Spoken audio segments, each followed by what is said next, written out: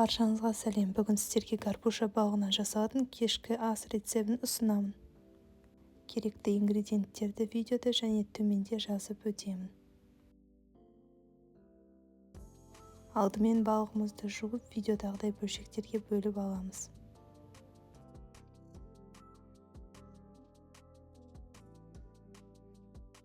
Енді үстінен тұз, бұрыш сеуіп аламыз.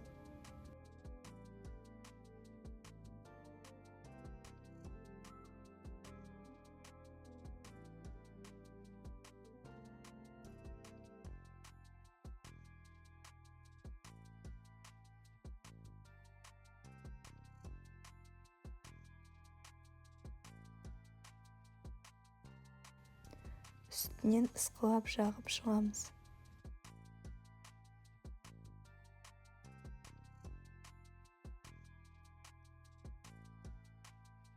Лимон шырыны жақсы бөліну үшін үстел үстінен дөңгелетіп аламыз.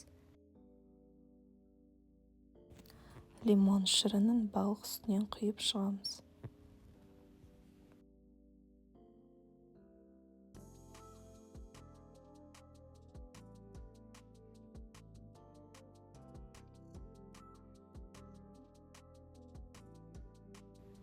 Балықтың екінші жағын аударып, жаңағы әрекеттерді қайталап шығамыз.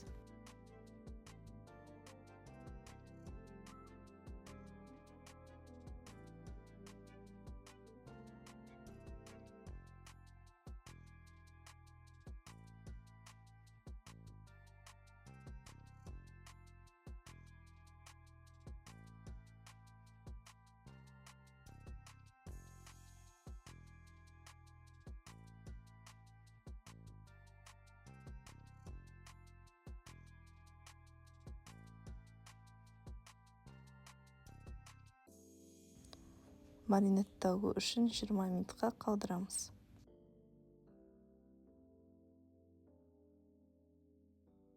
Осы уақытта пияз бен тәтті бұрышты жіңішкелеп турап аламыз.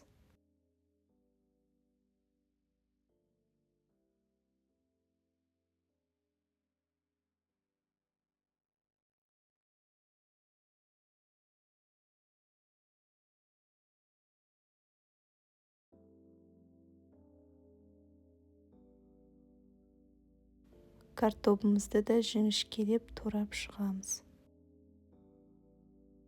Картоп үстінен тұз, бұрыш, паприка бұрышын салып, жақсылап араластырамыз.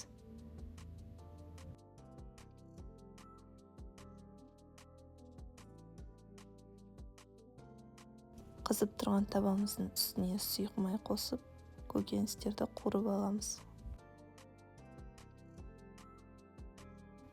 Енді фольганы екі қабаттап, лодочка тәрізді форма жасап аламыз.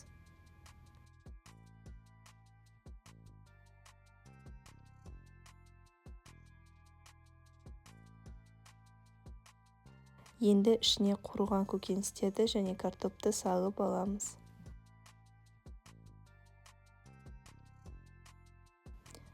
Үстінен балығымызды салып, видеодағыдай лодочкамыздың бетін жауып аламыз.